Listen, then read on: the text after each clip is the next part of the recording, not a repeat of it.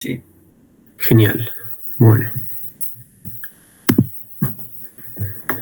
Bueno, entonces el TP que nos tocaba ver hoy era el de la condensación de Claisen-Schmidt, donde vamos a ver un ejemplo de este tipo de síntesis para la obtención de la dibenzoilacetona, que es este compuesto que se ve acá. Bueno, primero un breve repaso. A ver si alguien me quiere responder. ¿Qué es una reacción aldólica y qué es una condensación aldólica? Si hay alguna diferencia, si son lo mismo. De reacción aldólica sería cualquier reacción de aldehídos. No, a ver. No. Ahí se ve en la imagen. La reacción aldólica es básicamente la condensación que han venido viendo en la teoría, pero el paso previo a la deshidratación, es decir, el aldol, la beta-hidroxicetona o el beta-hidroxialdehído. Si la reacción para ahí se le llama reacción aldólica, si además se deshidrata y da el alfa-beta insaturado, entonces se dice que es una condensación aldólica. Condensación es porque libera una molécula de agua, tiene que ver con eso.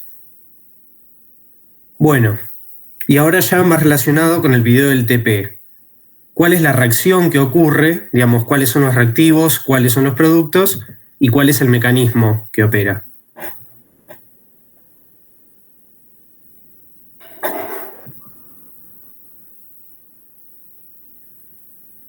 Primero pasa una condensación aldólica y después una adición de Michael. Primero una condensación aldólica y después una reacción de Michael. ¿Están todos de acuerdo con lo que dice Agustina?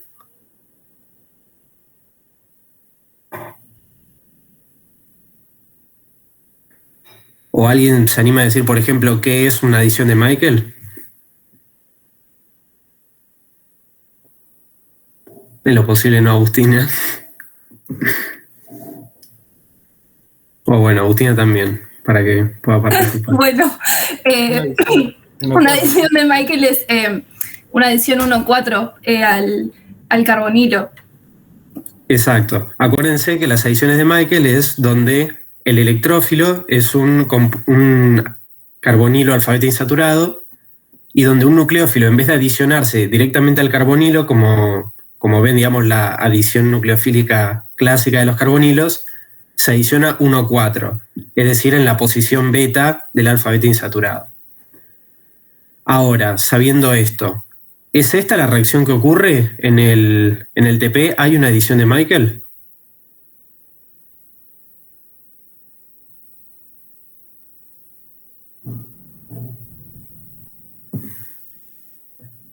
Si se equivocan no hay problema, no es evaluativo esto ni mucho menos, así que ¿quién habló ahí? Sofía. Bien, Sofía, ¿por qué para vos no? ¿No puede ser que vuelva a reaccionar con una molécula del reactivo? Exactamente, sí, va por ahí.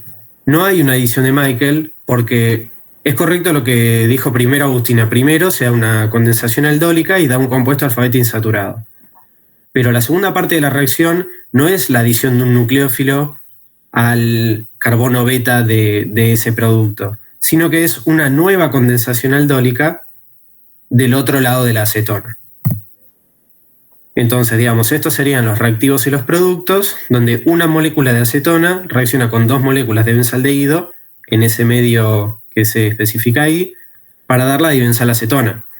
Fíjense que no puede haber una adición de Michael porque cuando hay una adición de Michael, el doble enlace del alfa-beta insaturado se pierde y se obtiene, digamos, un compuesto carbonílico con una sustitución en el carbono beta.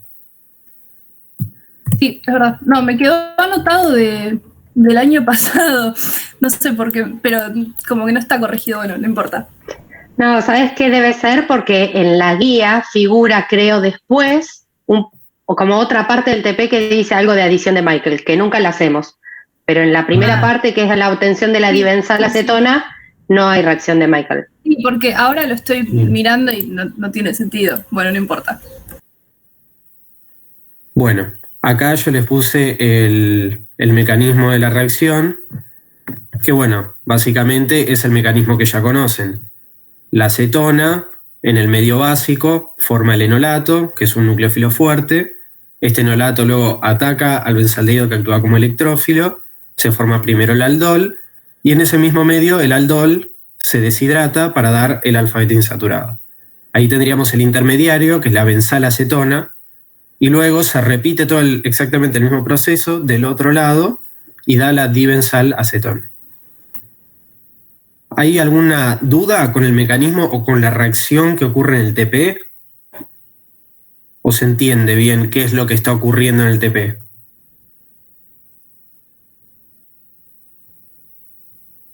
Era bastante claro. A mí me pareció muy claro. Bien. Bueno, entonces vamos a seguir. Bueno, lo primero que les pedí a la guía era, mediante un diagrama de flujo, describir la síntesis que se realizaba en el video. Entonces, yo acá, por ejemplo, puse básicamente las soluciones iniciales que se forman. Por un lado, vieron que el tipo agarra, es una solución etanólica de hidróxido de sodio, y por otro lado mezcla la acetona y el benzaldehído. ¿Alguien me puede decir qué hace después, digamos, con estas dos soluciones? Si se acuerdan, si no, seguimos.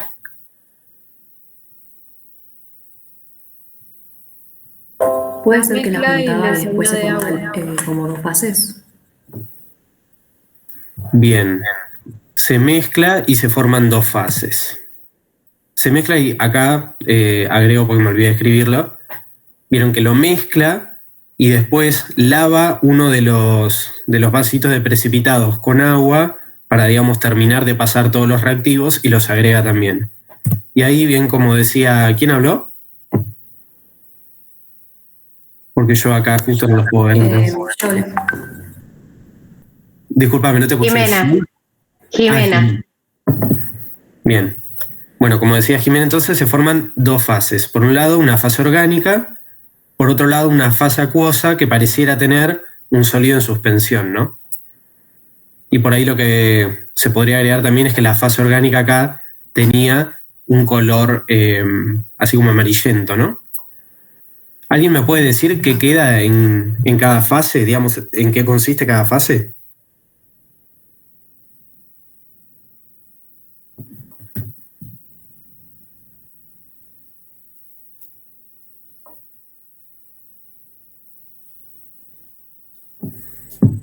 El sólido es el dibenzalacetona, ¿puede ser? Bien, sí. El sólido son los primeros cristales de dibenzalacetona, sí. ¿Y qué más hay en cada fase?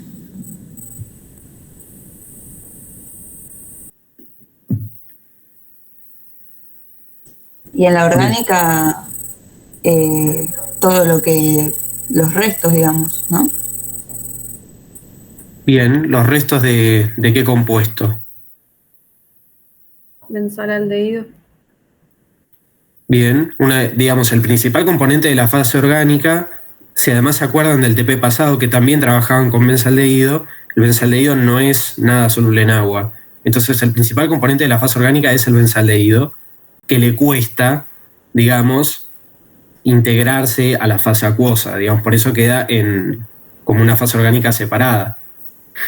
¿Y a qué se debe el color amarillo que se ve en la fase orgánica? ¿Es el color del benzaldehído?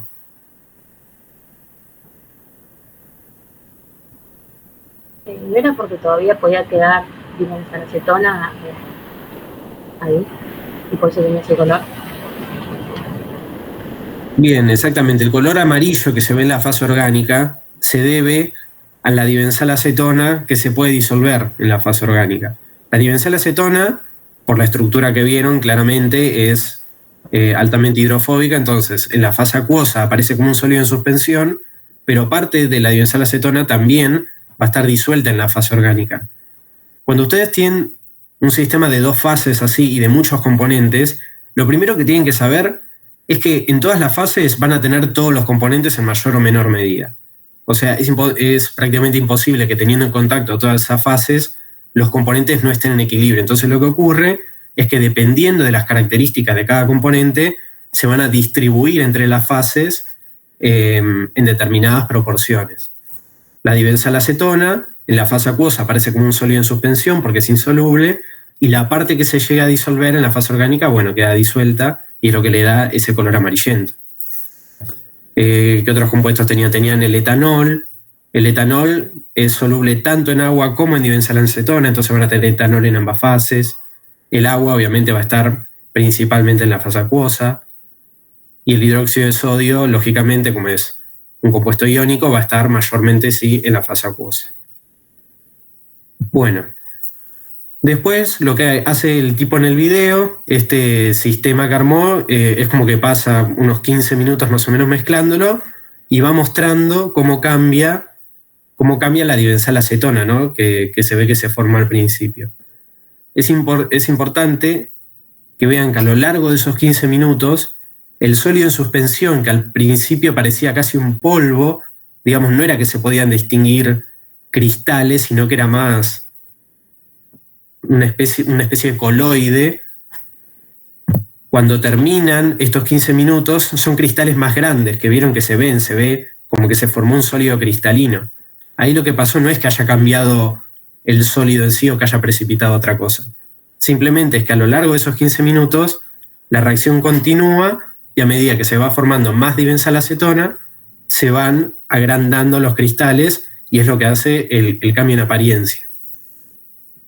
Entonces, bueno, luego de estos 15 minutos queda el sólido, que es la dibenzalacetona, ahora ya más cristalino, se lo ve, cristales más grandes, y una solución que va a contener básicamente todo lo que haya quedado. Va a quedar agua, hidróxido de sodio, etanol, benzaldehído, todo va a estar, digamos, en esa solución.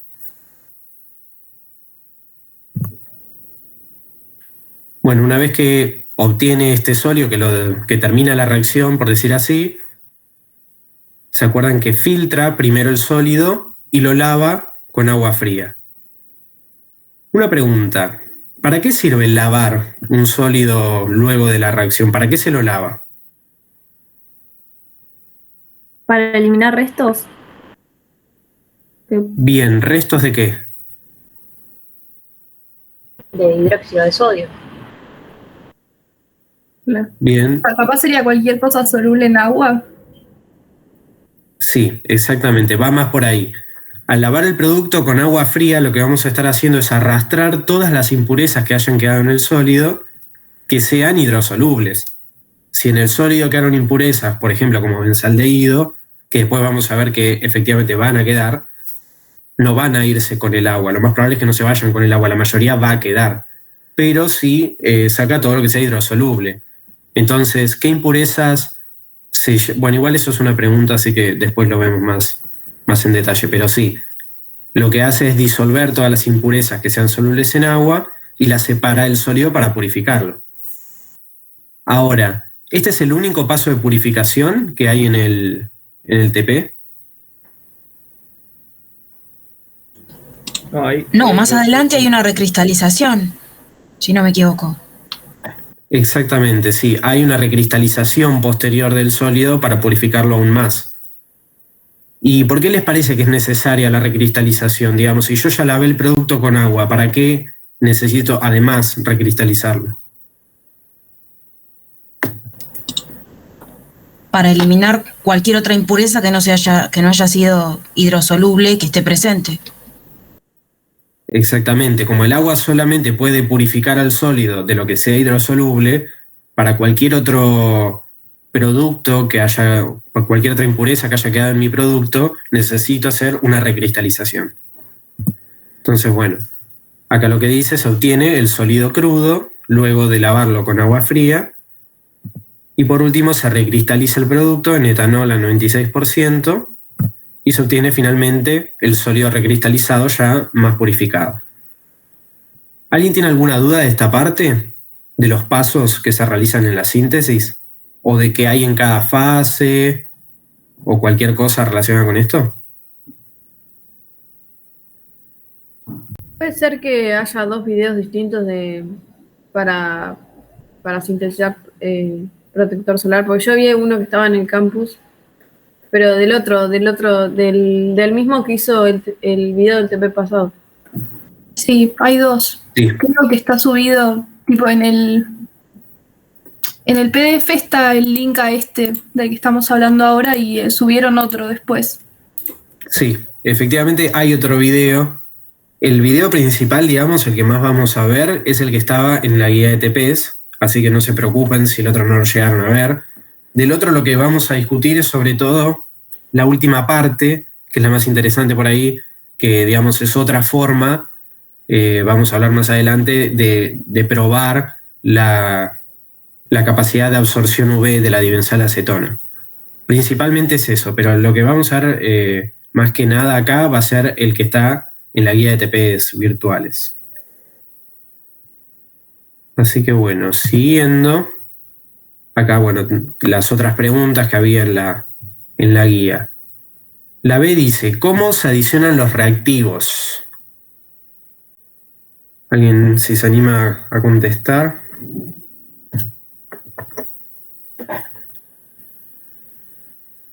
Sí, yo tengo, o sea, en este video agrega primero por un lado hidróxido de sodio con etanol y agua, ¿no? Y por otro lado agrega la acetona y el benzaldehído. Pero también me di cuenta que en el otro video, no sé si importa o no, no hace exactamente eso, sino que mezcla todo primero salvo la acetona y después agrega la acetona. No sé cuál es la diferencia con eso. Sí, hay una diferencia, digamos, en el procedimiento que hacen en cada video. No sé si hay una diferencia clara, porque en el otro video tampoco es que la acetona, por ahí habría alguna diferencia si la acetona se agregara gota a gota, que eso por ahí, digamos, tendría como fin mantener siempre una relación de gran exceso de benzaldehído respecto a la acetona, pero en el video, digamos, la agrega, digamos, dice que la agrega rápido y la agrega toda de una. Entonces, digamos, me parece que no hay una gran diferencia en ese sentido. Pero eso me lleva a una de las cosas importantes del video, y es que si ustedes analizan la cantidad que puso de cada reactivo, la cantidad que puso de acetona y la cantidad que puso de benzaldehído, hay un gran exceso de benzaldehído. ¿Por qué les parece que es eso?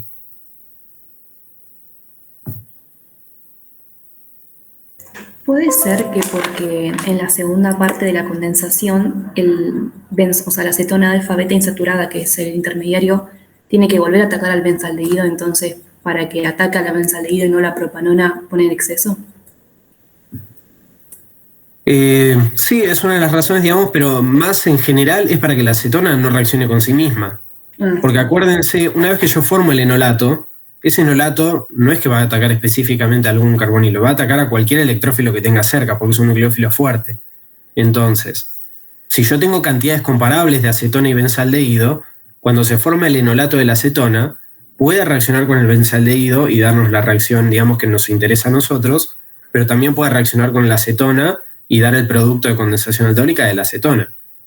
Y la única manera de prevenir eso que tenemos, como el nucleófilo es fuerte y no vamos a poder hacerlo selectivo, es poner una enorme cantidad de benzaldehído, de manera que por una cuestión puramente estadística, si se quiere, lo más probable es que el enolato se encuentre con un benzaldehído antes de encontrarse con otra molécula de acetona. Esto es un método, digamos, muy usual en este tipo de reacciones para evitar reacciones secundarias, poner un gran exceso de uno de los reactivos que queremos para favorecer una reacción en particular, la que nos interesa a nosotros. ¿Puedo hacer un comentario? Sí, obvio. A ver, acuérdense una cosa, ustedes tienen acetona y van a tener una solución de hidróxido de sodio, que ahí dice etanólica. No van a lograr ionizar toda la acetona, ¿sí? Ustedes saben que eso es un equilibrio, como figuraba en el mecanismo. Cuando ustedes ven un mecanismo, presten mucha atención a cómo son las flechas, si tienen equilibrios o si tienen flechas, digamos, unidireccionales, como que se forma completamente, porque eso es muy importante en los mecanismos. En la primera parte, que justamente es la formación del enolato, ese paso no está favorecido. Es decir, que ustedes van a tener un equilibrio entre parte ionizado y parte como acetona libre. Entonces, una opción, como decía Eliseo, es agregar un exceso de uno de los reactivos, otra opción es agregarlos en determinado orden o gota a gota, como también mencionó Eliseo, que quiere decir que finalmente no es que van a tener un exceso de uno sobre otro, sino que lo van agregando de manera que siempre tenga más posibilidad de encontrarse con el benzaldehído. Y por el otro lado, ustedes tienen, como siempre, la posibilidad de distintos tipos de ataques. O sea, tienen un electrófilo, perdón, en este caso sería un nucleófilo, que es el enolato, que puede atacar a la acetona o al benzaldehído. Hay uno de los dos que es un poco más reactivo, ¿sí?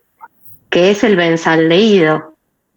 Ustedes vieron que ahí, por ahí les puede costar ver cuál es más reactivo que el otro, porque tienen, por un lado, los aldehídos suelen ser más reactivos que las cetonas, todo esto ya lo vimos en la guía en el seminario 1, pero por otro lado, los anillos aromáticos, si es una acetona aromática o un aldehído como el benzaldehído, disminuye un poco el carácter electrofílico de ese carbono.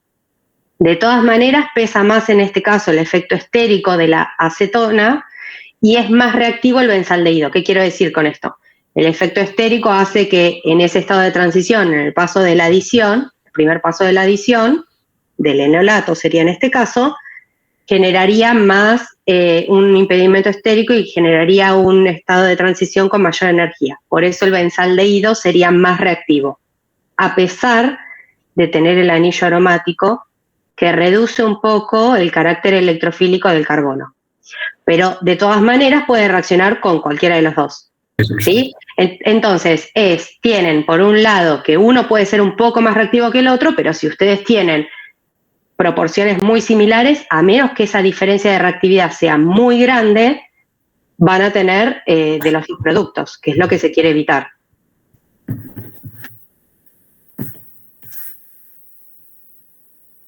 Bueno, entonces, continuando, bueno, acá, digamos, lo que se hacía era se agregaba el benzaldehído y la acetona a la solución etanólica de hidróxido de sodio. La siguiente pregunta dice, ¿por qué se hace una solución de hidróxido de sodio etanólica, es decir, con una mezcla de agua y etanol? Y también, por ahí, una forma más fácil de entender la pregunta es, ¿qué rol cumple el etanol en toda esta síntesis?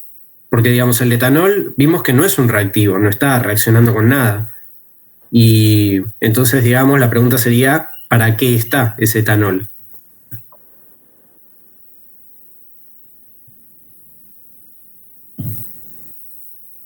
Puede ser que sea para que sea que la fase orgánica, la acetona y el benzaldehído se disuelvan mejor, ¿o no? Sí, tiene que ver con eso. No particularmente la acetona, porque la acetona, acuérdense que me parece totalmente miscible con agua, o sea, en todas las proporciones. Pero el benzaldehído no es soluble en agua. Y piensen que para que se dé la reacción las moléculas se tienen que encontrar. El hecho de tener un reactivo en una fase y el otro reactivo en otra fase, y sobre todo el hidróxido de sodio. El hidróxido de sodio va a estar casi en el 100% en la fase acuosa, mientras que el benzaldehído va a estar prácticamente todo en la fase orgánica. Para que se dé la reacción yo necesito que los reactivos se encuentren y eso se dificulta cuando tengo dos fases separadas.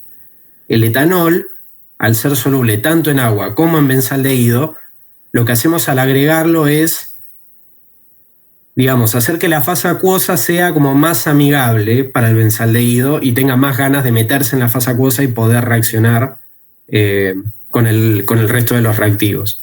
Principalmente es eso lo que hace. Aumenta la solubilidad, sobre todo el benzaldehído en la fase acuosa para que se pueda dar la reacción más eficientemente. Aumenta la velocidad en definitiva. Entonces esto, bueno, el etanol permite mayor solubilidad del benzaldehído en el medio de reacción.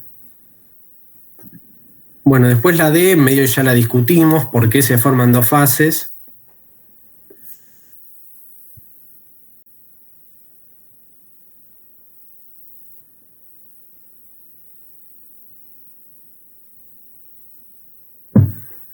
que era porque el benzaldehído justamente era insoluble, ¿no? Como el benzaldehído y el agua son inmiscibles, al agregar el agua, esa última que agrega antes de mezclar, digamos, se separa el sistema en dos fases. Bueno, la E. ¿Por qué es importante agitar? ¿Por qué les parece que es necesario agitar y no es lo mismo simplemente dejar el vasito de precipitados con los reactivos y esperar? Y porque si vos tenés, digamos, dos fases, necesitas poner todo en contacto. La única manera es agitar para que la reacción, digamos, transcurra como corresponde. Exactamente. Cuando nosotros tenemos dos fases y necesito que reaccionen cosas que están en distintas fases, sí o sí tengo que agitar ¿para qué? Para aumentar la superficie de contacto entre las dos fases. Eso va a hacer que sea mucho más eficiente, digamos, la reacción, porque si no, si el contacto es únicamente a través de la interfase, con las dos fases así quietas, la reacción puede tardar, no sé, muchísimo tiempo. En cambio, agitando, es como que forzamos a que todo se mezcle más y que la reacción ocurra más rápido. Es necesario asegurar contacto entre las fases para que se produzca la reacción. A mayor superficie de contacto, mayor velocidad de reacción. Entonces, en definitiva, lo que hace es acelerarme todo el proceso. Fíjense que todas estas preguntas iban más o menos por el mismo lado, digamos. ¿Por qué se forman dos fases? ¿Cómo solucionamos el problema de que se me formen dos fases y que se me separen los reactivos? Que es, por un lado, agregando etanol para aumentar la solubilidad del benzaldehído y también agitando para aumentar la superficie de contacto. ¿De esta parte quedó alguna duda? ¿Del rol del etanol o de para qué se agita?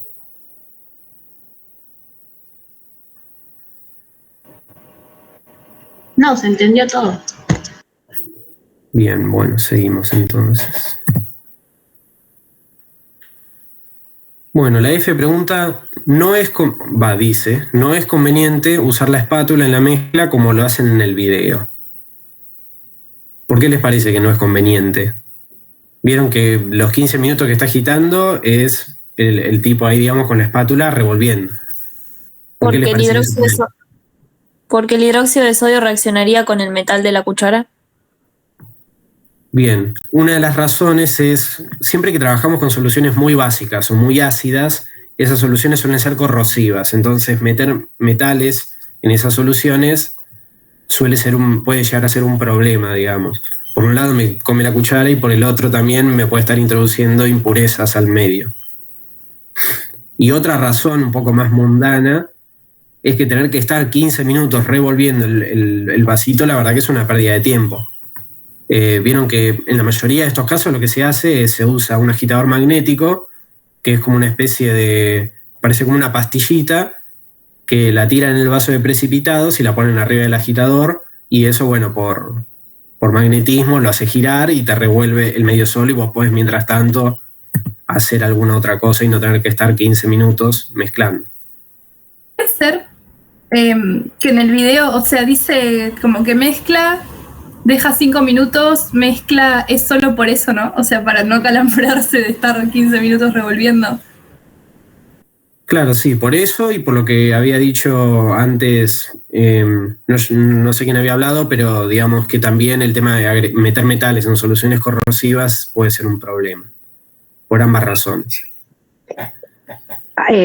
Hago una acotación, porque viene el caso en esto de que usa la espátula. ¿Vieron algo más que le llamó la atención de cómo procede en el laboratorio? Creo que la mayoría de ustedes no han tenido laboratorio, pero hay algo que les llamó la atención que dicen, ¿por qué hace esto así? ¿O por qué usa esto o no usa lo otro? A mí me llamó la atención que no usa guantes. Perfecto. Y no es yo me equivoqué y miré por error el video del otro práctico, y en el otro práctico también me llamó la atención lo mismo. Usa guantes, pero tiene las muñecas al aire, completamente expuestas, como que le queda corta el guardapolvo. O sea, la seguridad, bien, gracias. Sí, normalmente la idea es que les cubra o el guardapolvo o los guantes les cubra completamente la piel. Eso a veces pasa de que quedan las muñecas al aire. No debería, pero por lo menos usa guantes. Si vieron este video, y si quieren después mirar el otro, el que no lo vio, es abismal la diferencia en cuanto a la seguridad. Digamos, no usa guantes, agita con espátula, pesa todos los productos, todos los reactivos, que hay reactivos que son líquidos, que tranquilamente podría usar material de vidrio calibrado para medirlo. Digamos, tiene un manejo de laboratorio, a mí me daba como la sensación de que estaba preparando una torta, perdonen por la... Pero era como que mezclaba, agitaba. Claro, muy casero. En un momento se veían vapores y vos decís, este chico estará en una campana o tendrá un extractor prendido, porque era como muy raro todo. Entonces, nada, esto como para ver que esto de la espátula en general no se hace y se usa una varilla de vidrio que es inerte. ¿Sí? Exacto. Sí, también hablando del tema de la campana, piensa en el benzaldehído y en general los compuestos aromáticos y volátiles no está bueno respirarlos nunca, porque suelen ser cancerígenos, entonces tendría que estar, digamos, de entrada, incluso si no se viera ningún tipo de vapor, tendría que estar trabajando en campana de igual manera. Pero bueno. La G dice, ¿con qué se lava el filtrado? Bueno, esto ya lo vimos. ¿Qué usa para lavar el producto una vez que lo filtra? Agua. Destilada, pero en realidad está mal. Usa agua de canilla. Eso, digamos, el tema de usar agua de canilla es que el agua de canilla, digamos, tiene un montón de cosas disueltas, entonces inevitablemente al usar agua de canilla vas a dejar alguna impureza en el producto. Digamos, dependerá de qué tan importante es para vos obtener un producto puro. Lo ideal sería trabajar con agua destilada, no con agua de canilla. Pero bueno. Yo me negaba a pensar que esa boca era de una canilla común. Digo, quiero suponer que es de un bidón, de un bidón con...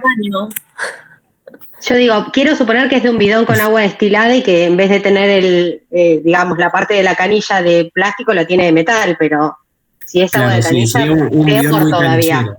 Sí, pero bueno. Muy canchero con canilla de metal, pero bueno, puede ser. Pero sí, o sea, la verdad que hay que trabajar con agua destilada, más allá de con lo que haya usado, lo ideal es con agua destilada siempre, porque el agua de canilla inevitablemente vas a estar metiendo impurezas al sistema. Bueno, el H dice que contiene el residuo. El residuo sería los líquidos de lavado, el agua que yo uso para lavar el producto, después se filtra y queda como un residuo. Entonces esto también ya lo discutimos. ¿Qué queda en ese agua? ¿Qué se lleva? Quedaría hidróxido de sodio, etanol y bueno, lo que sea soluble en agua. Sí, exactamente. Hidróxido de sodio, etanol, otras impurezas hidrosolubles. Si quedó...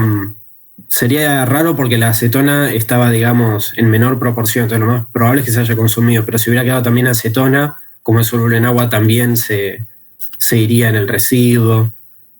Básicamente cualquier cosa que se pueda llevar el agua se la va a llevar. Bueno, la I también la vimos, cómo se recristaliza el producto. Digamos, no solo el solvente, si alguien también me quiere contar un poco cómo es el proceso de recristalizar algo.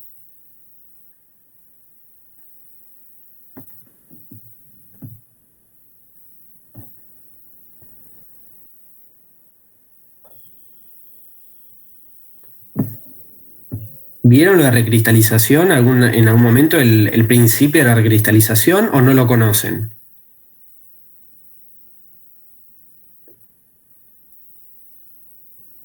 Bueno, por las dudas lo repasamos brevemente.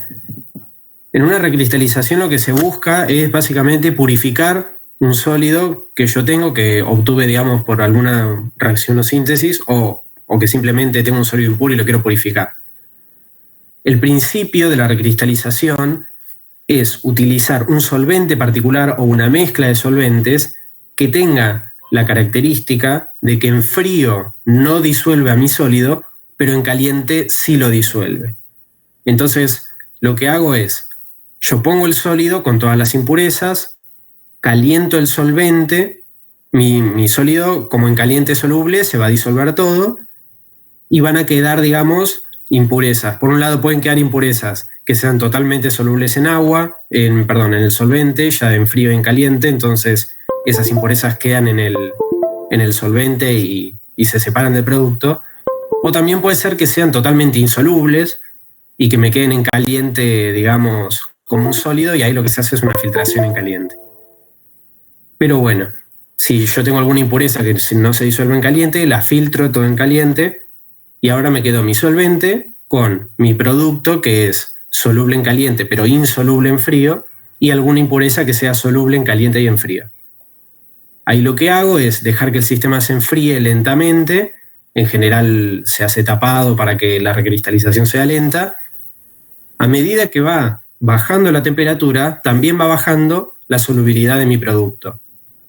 Eso lo que favorece es que muy lentamente vaya precipitando, y ustedes me parece que ahora están cursando también analítica, entonces habrán visto que cuando yo quiero obtener un sólido puro, está bueno que la precipitación sea lenta porque disminuye la cantidad de impurezas que se absorben de la solución y me da cristales más grandes, más filtrables. En definitiva, cristaliza lento y eso es bueno para la pureza del producto.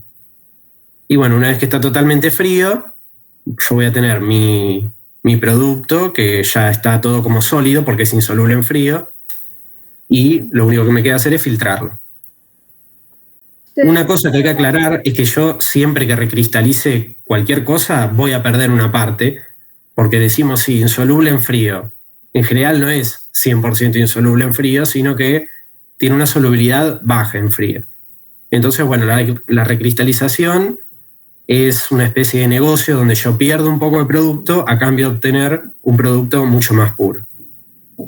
¿Queda alguna duda de la recristalización? Yo quería preguntar si se realiza, o sea, el enfriamiento es a temperatura ambiente, o sea, se deja que se enfríe solo. Eso va a depender particularmente de tu producto. Si se puede hacer simplemente a temperatura ambiente y la solubilidad es lo suficientemente baja a temperatura ambiente, en general se enfría a temperatura ambiente. Si no, si yo tengo un producto que justo tiene la característica de que a temperatura ambiente sigue siendo medio soluble, lo que se hace es meterlo en la heladera para que se enfríe todavía más y bajar todavía más la solubilidad, y así pierdo menos producto. Pero bueno, en este caso se enfría hasta temperatura ambiente, evidentemente. A veces también lo que pasa es que a temperatura ambiente yo veo como que no me precipitó nada. Yo había visto que el sólido era insoluble en frío y ahora que lo voy a ver en frío no veo sólido y digo, uy, ¿qué pasó, no? Porque digamos, ¿a dónde se fue todo lo que yo tenía? A veces pasa que se forman soluciones sobresaturadas, digamos que tienen más sólido disuelto del que deberían. Entonces se los mete también a la heladera como para precipitarlo a las trompadas, básicamente, y recuperar el sólido. Sí, en esos casos también se puede. Si uno tiene un cristal, si uno tiene el producto puro, por ejemplo, comprado, se puede agregar un cristalcito y entonces inmediatamente se rompe esa sobresaturación de la solución y empieza a cristalizar arriba de ese cristal, usando eso como un núcleo de cristalización. Y otra cosa es, si no, se pueden raspar las paredes del vaso de vidrio, del vaso de precipitados, con una varilla, y eso libera unos pequeños núcleos de vidrio, minis, que lo que hacen también es funcionar como núcleos de cristalización y se empieza a depositar el sólido sobre eso. Lo que sí hay que tener cuidado, como dijo Eliseo, es que no es 100% insoluble en frío, con lo cual uno tiene que tener cuidado de no agregar excesiva cantidad de solvente. Tiene que agregarlo justo, digamos, la mínima cantidad para que se disuelva completamente en caliente, pero no una gran cantidad, porque si no vamos a perder más producto.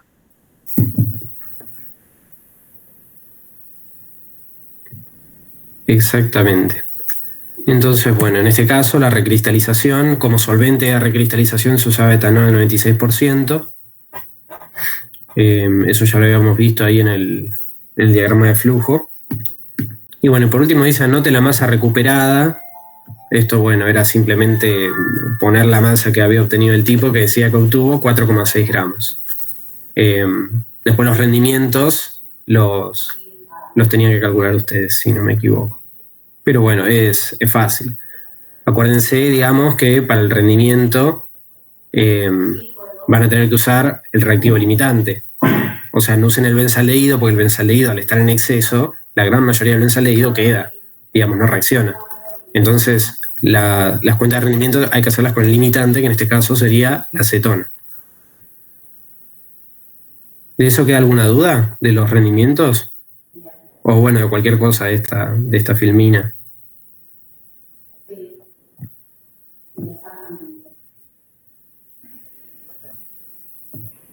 No.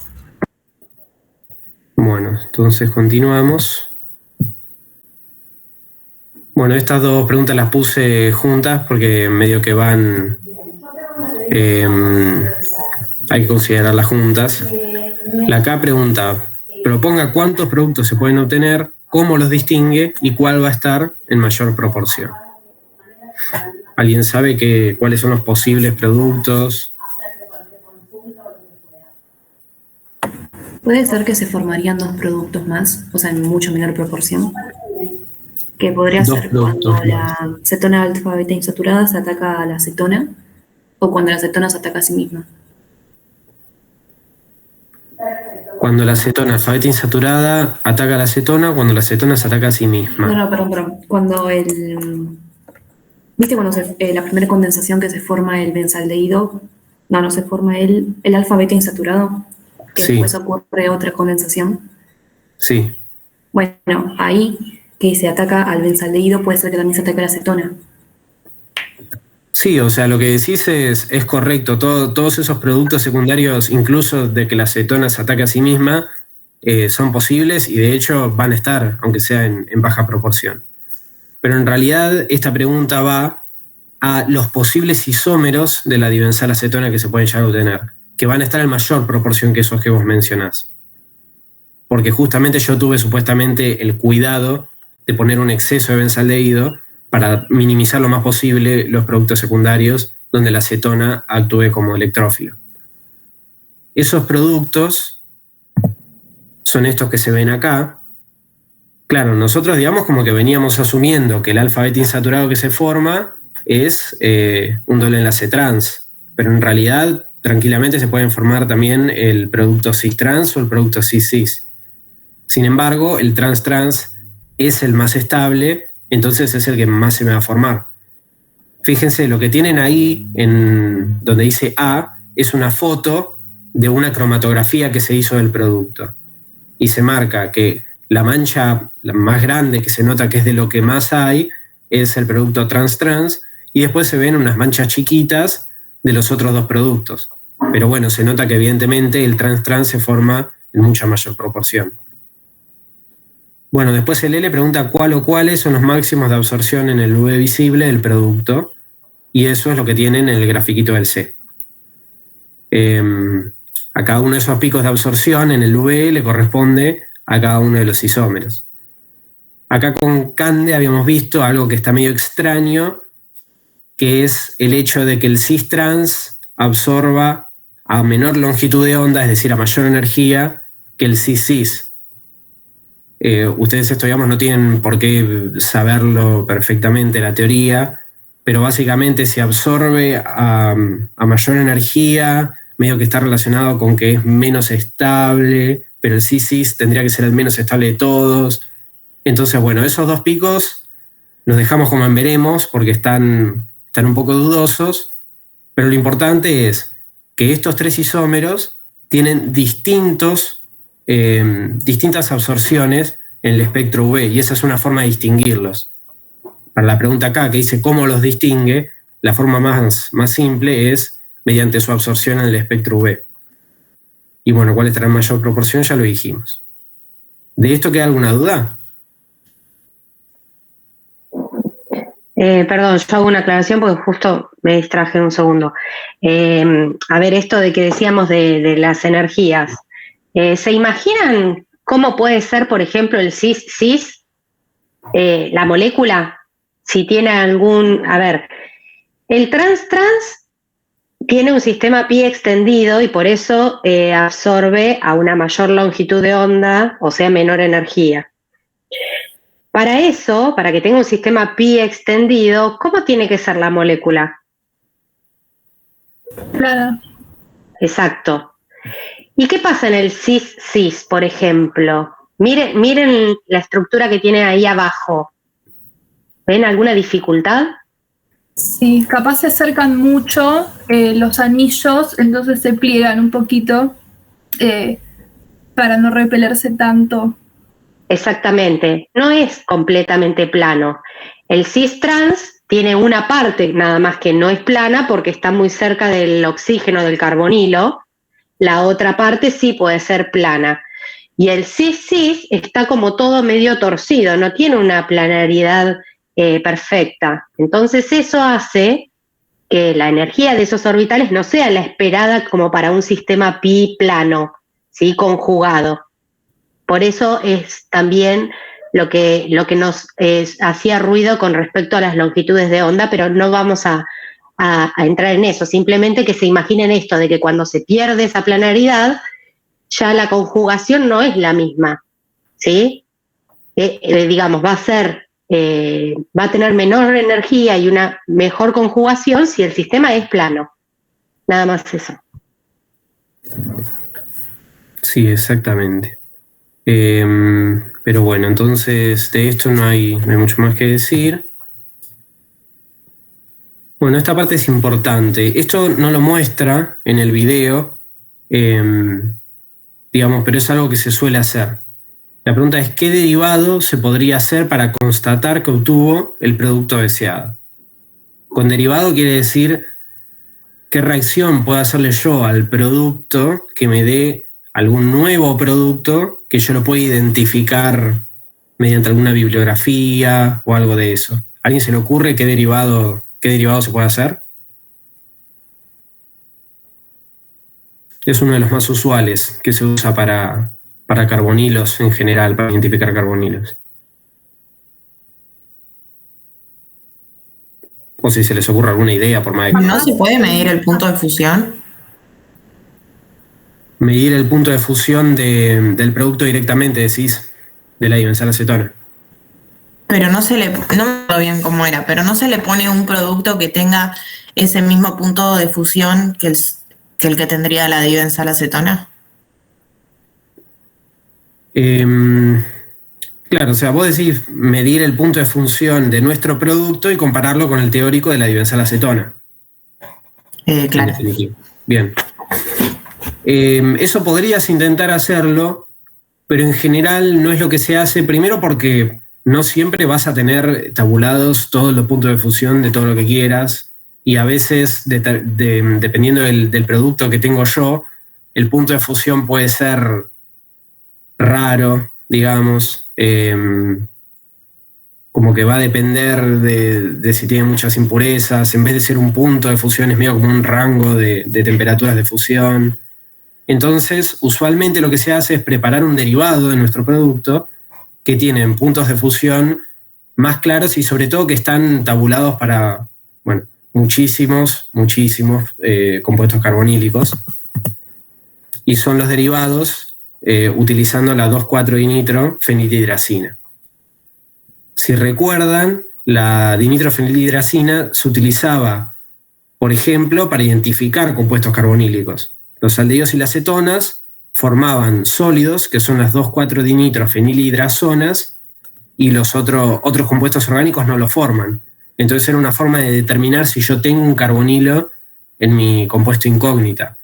Pero también se usan en este caso porque tienen puntos de fusión conocidos que se pueden buscar en la bibliografía. Entonces yo lo que hago es agarro mi producto, mi dibenzoacetona, la trato con 2,4-dinitrofenilhidracina, me va a formar un nuevo sólido. En el caso de la dibenzoacetona es un sólido rojo muy, muy fuerte. Y luego ese sólido yo lo puedo aislar, lo filtro y le mido el punto de fusión y lo comparo. Y supuestamente debería obtener algo igual o muy similar a la bibliografía. Piensen que también vamos a tener impurezas, por ejemplo, de los productos que habíamos dicho. O sea, supuestamente la recristalización entre otras cosas, eliminamos el cis-trans, el cis-cis, pero bueno, digamos, siempre puede haber divergencia de la bibliografía y tiene que ver con eso. Yo acá les puse una foto. Eso lo que son dos soluciones de 2,4-dinitrofenilhidracina. La de la izquierda, donde no se ve ningún sólido, no contiene, se le agregó, digamos, una muestra que no contiene carbonilos, entonces no se ven cambios. Y a la derecha se ve un positivo, y es la 2,4-dinitrofenilhidrazona, que se formó porque yo agregué algún compuesto que tiene una acetona o un aldehído. ¿De esto queda alguna duda? La habían visto la reacción con dinitrofenilhidracina, ¿no? Es una adición nucleofílica, digamos.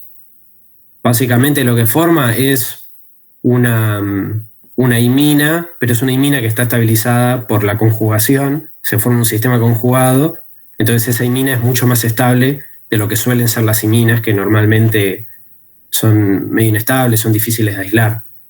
Pero en este caso, como se forma conjugado, es estable y forma ese precipitado. ¿La conocían la reacción o no tienen idea? Sí, está en la teoría. Igual, o sea, la habrá dado hace muy poco, me refiero. Nada. Muy bien. Sí, la tienen también en los seminarios, por ahí en ese tipo de ejercicios que son de espectros, que dice, da positivo reacción con 2,4-dinitrofenilhidracina, digamos. Puede que esté en ese tipo de ejercicios también. Acuérdense que habíamos dicho que es importante que sepan ese tipo de reacciones, ¿sí? Porque se les puede pedir que escriban todas las reacciones. Sí, efectivamente. Igualmente es lo que les digo, es básicamente una formación de una imina, como la que vieron en la teoría para amoníaco o una amina primaria. Simplemente que el nitrógeno está sustituido con algo que no es hidrógeno o un grupo orgánico, sino que es 2,4-dinitrofenilhidracina. Pero nada más, o sea, después el mecanismo es el mismo, o sea, no tiene nada de raro.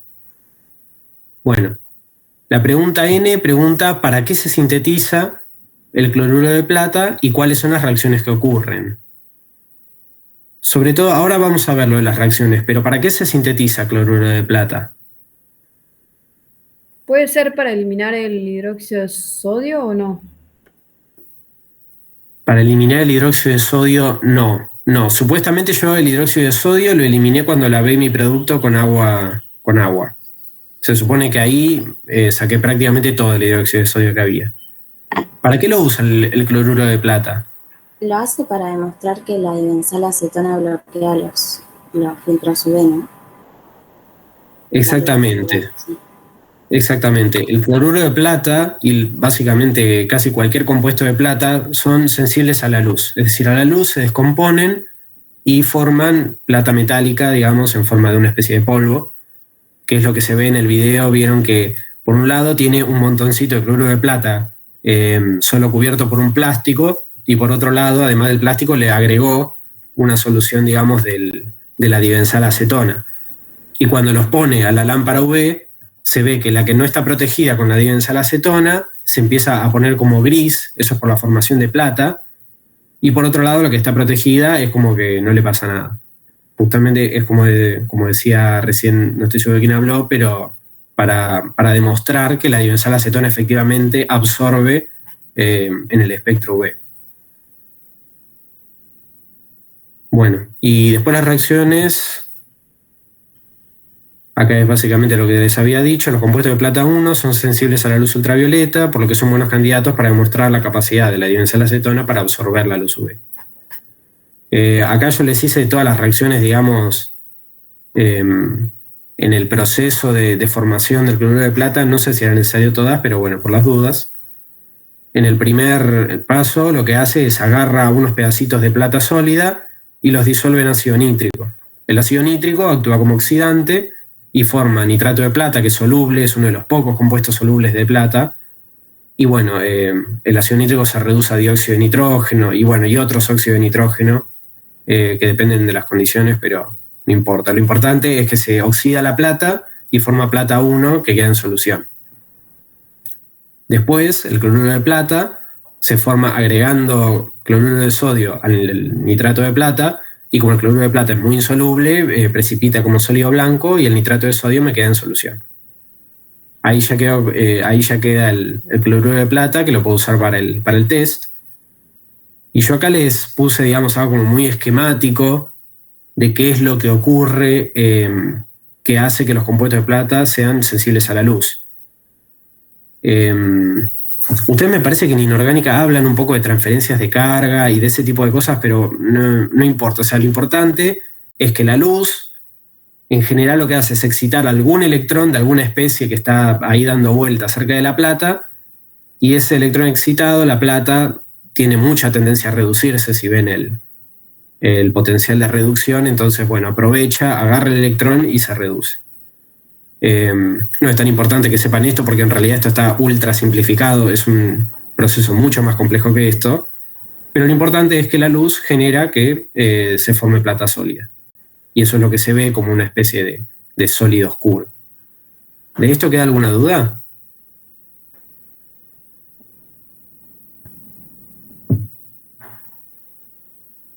No, profe. No, profe, se entendió bien. Listo, entonces seguimos, me parece que ya es la última. Bueno, esto un poco lo discutimos. ¿Por qué tiene capacidad de actuar como protector solar la dibenzal acetona?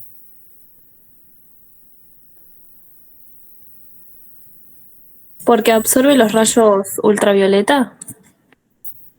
Sí, bueno, por ahí la pregunta más simple es ¿por qué la dibenzal acetona, que hay en su estructura química que le permite absorber rayos ultravioleta?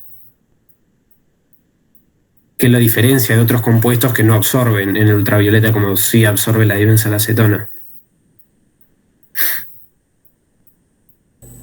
Puede Los ser enlaces que conjugados. sí, que es muy estable, iba a decir eso. Que es muy estable. ¿A qué te referís? O sea, que absorben, sería menor energía y por lo tanto absorben el UV. Sí, está bien, eso por ahí, porque yo en su momento lo dije medio extraño. Pero digamos, lo que hace que absorba una menor energía es el sistema pi conjugado extendido, que es particular de la dibenzal acetona y que no tienen todos los compuestos. Al estar todo ese sistema pi conjugado largo, porque toda la molécula está plana, eso es lo que hace que la dibenzal acetona pueda absorber luz UV a mayores longitudes de onda y lo que hace que actúe como protector solar. Esto no es característico de la dibenzal acetona, es algo que se ve en general en un montón de compuestos que presentan también este tipo de sistemas pi conjugados. Bueno, acá dice, el sistema altamente conjugado de la dibenzal acetona explica su absorción en el espectro UV. Esto ustedes no tienen que entender exactamente, digamos, por qué, porque me podrían preguntar, ¿y por qué la conjugación hace que aumente la longitud?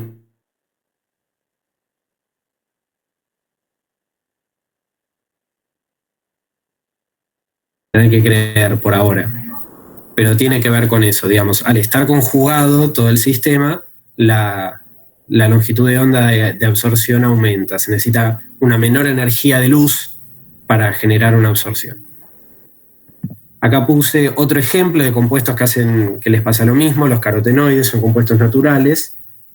Este es un carotenoide típico, digamos, la luteína.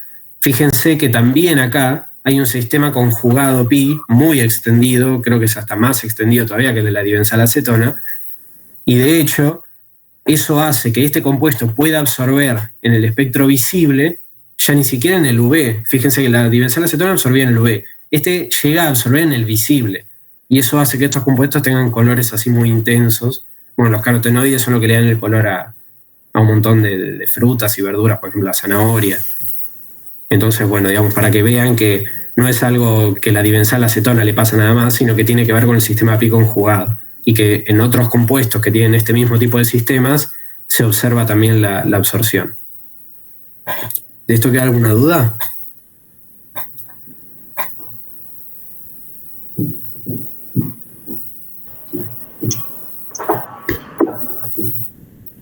No. Bueno, si de esto, o bueno, ya acá ya terminamos, así que si quieren preguntar cualquier otra cosa que les haya quedado colgada de antes o que les haya surgido ahora, no sé. Pero si no, ya está.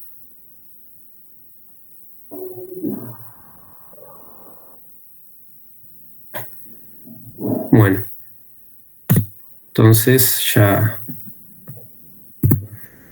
estaríamos con esto.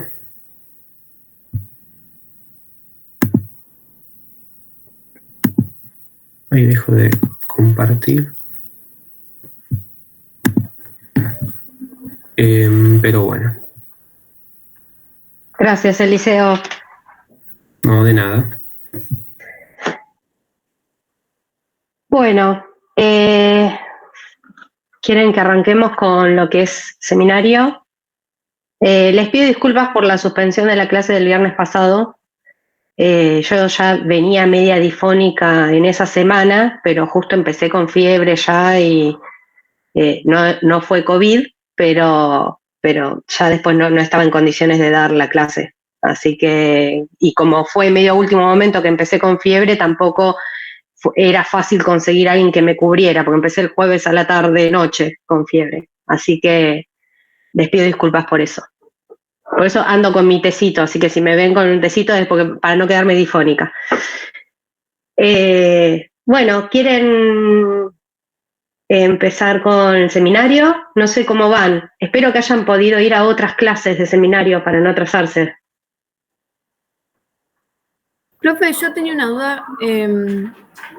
Hay que entregarlas, o sea, lo que serían las preguntas de STP, ¿te las tenemos que entregar a vos? ¿No? No. No, en realidad no se les pide informe ni se les pide que respondan las preguntas. Lo que deberían hacer, digamos, como estos son TPs virtuales, van a tener una instancia de TPs presenciales, ahí sí van a tener que hacer informes y van a tener preguntas en la guía que van a tener que responder. Entonces, la idea es que ustedes vayan tomando ritmo, digamos, en la forma de proceder, en todo lo que es fundamentos. En el TP pasado nosotros lo que habíamos hecho era ver cómo se analizaban los espectros, cómo se calculaba el rendimiento, algo vimos. Yo les había pedido la entrega de de los espectros del ácido benzoico que habrán corroborado con las 25.000 millones de correcciones que suelo poner. Que por ahí les falta cosas. Yo las correcciones que les hice es, digamos, como para llegar a lo óptimo. Algunos estaban bastante bien también, pero a otros les faltaba. Pero no tiene esta parte virtual una instancia de entrega en general. La idea es que ustedes vean el video antes, respondan las preguntas antes, ustedes, y que después acá se haga como una puesta en común, digamos, más que nada también por si les surgieron dudas o algo. Pero no es la idea tampoco resolver las preguntas acá, sino que ya las traigan ustedes pensadas. Ah, porque para el TP anterior, en la comisión nuestra, tuvimos que entregar. No, nosotros, no, acá no se los pedimos. Porque como lo hacemos así tipo puesta en común, no, digamos, no tiene demasiado sentido después que lo entreguen. Se supone que si prestaron atención ya las respuestas las tienen, en realidad. Pero no se los vamos a pedir. En realidad no, ya les digo, no les vamos a pedir nada en particular de este TP. Bueno, está bien, era eso nomás. Alguien preguntó algo de la guía de ácidos carboxílicos, punto 6, por el chat.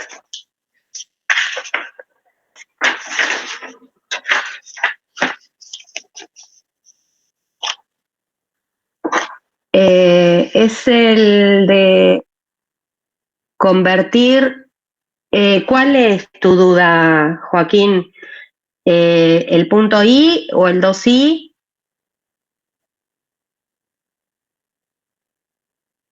Todo. A ver, El punto 6 dice, ¿cómo convertirá ese compuesto, que es una acetona, en ácido isovaleriánico? Primero, buscaste cómo es la estructura del ácido isovaleriánico. Bien. ¿Y qué diferencia encontraste con el reactivo que tenés que utilizar? Ya no tiene más el carbonilo, o sea, no tiene el carbonilo como tal. ¿Qué grupo funcional tiene?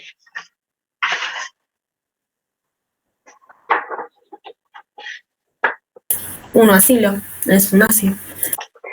Claro, tiene un ácido carboxílico, ¿sí? Pero tiene un carbono menos. Exactamente.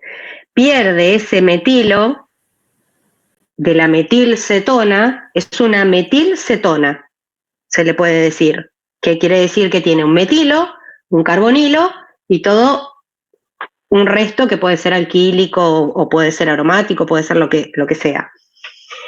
Hay una reacción en particular que es una reacción que transforma esas metilcetonas en ácidos carboxílicos, perdiendo ese carbono del metilo. ¿Alguien me puede decir cuál es esa reacción? La de aloformo. Claro. A ver, Arturo dice que convirtió el metilo en un buen grupo saliente con halogenación para luego protonar el oxígeno.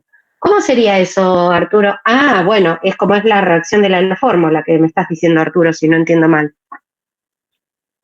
Sí, si querés compartir a la foto. Pero lo que entiendo es que estás haciendo la reacción del aloformo. ¿Es correcto? A ver, la reacción del aloformo es una reacción, claro, es una reacción de halogenación en el carbono alfa, o sea, en el carbono que está al lado de un carbonilo, que no se detiene en una monohalogenación. Es una halogenación en medio alcalino. Si ustedes quisieran halogenar una acetona o aldehído en el carbono alfa, pero quisieran poner un bromo, por ejemplo, nunca lo pueden hacer en medio alcalino, porque no se detiene, ¿sí? Por el mecanismo de la reacción, va a continuar reaccionando, eso seguro lo tienen en la guía, el mecanismo, va a continuar reaccionando hasta escindirse, de hecho, y se forma el ácido carboxílico, que al estar en medio alcalino, en realidad lo que se forma, ¿qué es? Que siempre les digo, tengan en cuenta el medio en el que están. ¿Qué se forma?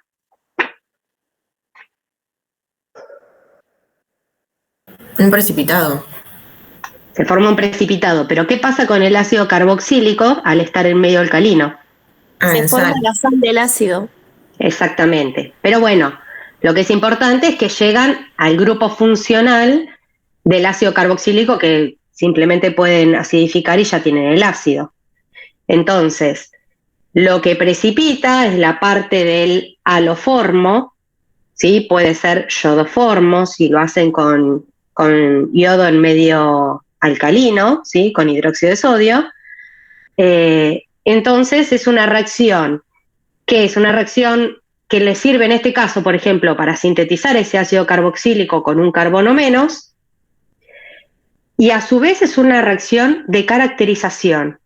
¿Qué quiere decir? Es una reacción química típica para que uno pueda distinguir, mediante una reacción, un cambio visible, distinguir si se trata de una metilcetona o metilaldehído.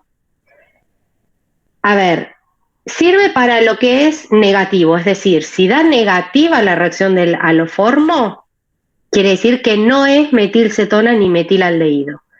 No necesariamente va a confirmar que se trate de una metilcetona o metilaldehído, porque, por ejemplo, un alcohol, un metilcarbinol vendría a ser, por ejemplo, el etanol, o cualquier alcohol, el 2-butanol, ¿sí? Imagínense que tiene un metilo y después el carbono con el oxidrilo, también dan positiva este tipo de reacciones, porque es como que sufre una oxidación previa hasta lograr tener el carbonilo y después continúa como la típica reacción del haloformo.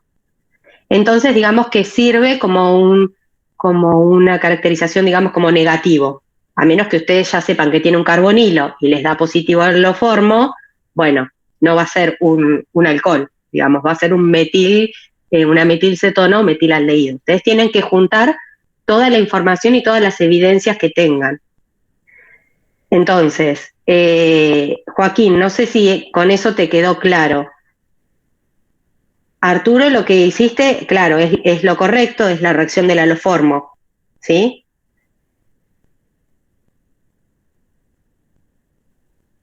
Perfecto. ¿Y en el 2i o en lo que dice B, tenés alguna duda, Joaquín?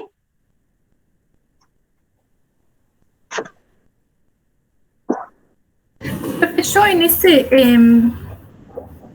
te cuento lo que hice, pero me parece que no sé si está bien o si se puede hacer de otra forma también. Hice a partir de, se me fue el nombre, propanaldehído sería el aldehído de 3 carbonos. Propanal. Cualquier, directamente con la terminación al, ya se entiende que... Se me fue el nombre, bueno. A partir del propanal, primero hice la halogenación en alfa con bromo y después lo oxidé con el reactivo de Tollens y después, ¿sería una SN2 con hidróxido de sodio? Sí, sería una SN2. Sí. Y después, bueno, lo protoné para que quede el ácido. Claro, porque con una vez que tenés hidróxido de sodio, sí. Te va a quedar el carboxilato. Sí. Después se me ocurrió que capaz podía hacerse con la reacción Gel-Volhar-Zelinsky, pero no sé, o sea, no sé por qué está bien primero oxidar y después bromarlo y eso, o al revés. A ver, si vos lo que tenés miedo es que reaccione el carbonilo, cuando vos le pones el hidróxido, por ejemplo, en realidad es mejor tener el ácido, que es menos reactivo, ¿sí? Los carbonilos de aldehídos y cetonas son más electrófilos y son más reactivos que el grupo acilo de un ácido carboxílico o de un derivado de ácido. O sea que por ese lado, en realidad no está mal que hacerlo con el ácido.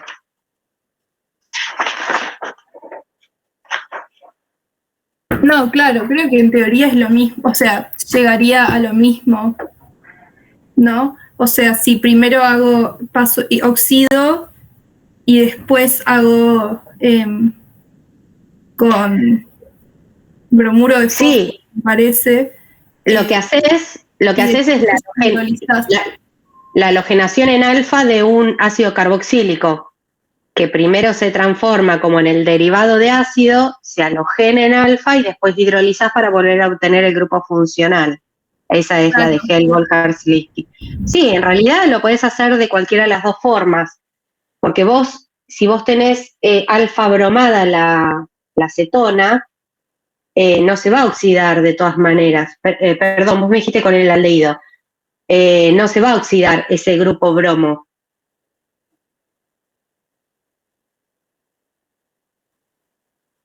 No, pero después, claro, o sea, el bromo hay que cambiarlo, hay que hacer que se sustituya por eso. Sí, a ver, yo pensaría por ahí hacerlo desde el ácido porque es como una reacción típica que se ve. Es decir, la oxidás, haces Gel-Volhar-Zelinsky, no sé si todos saben de lo que estamos hablando, pero la idea es halogenar en alfa un ácido carboxílico, que tiene un paso previo, pero que es parte de la reacción misma, que es que primero se forma el derivado de ácido, después se halogena en alfa, y después uno tiene que hidrolizar para volver a obtener el grupo funcional ácido. A ver, una cianohidrina.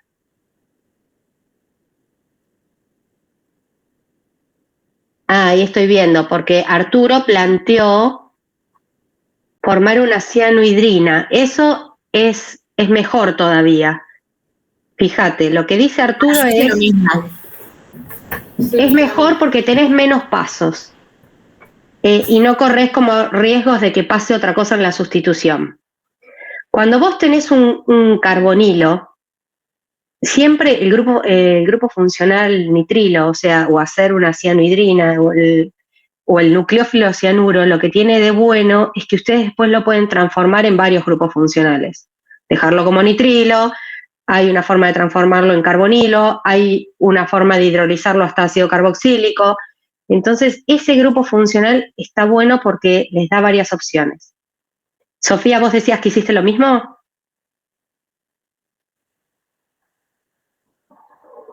Está silenciada. Y después lo acidifiqué. Claro. Entonces, la idea es, si en vez de partir del propanal, vos partís del etanal, tenés un carbono menos, pero cuando ustedes transforman ese carbonilo en una cianohidrina, están agregando un carbono más, que es el que viene con el cianuro. Les queda una cianohidrina. Ya ahí tienen el oxidrilo y tienen el grupo nitrilo, ¿sí? O ciano, que simplemente por hidrólisis ya les queda el ácido alfa hidroxicarboxílico.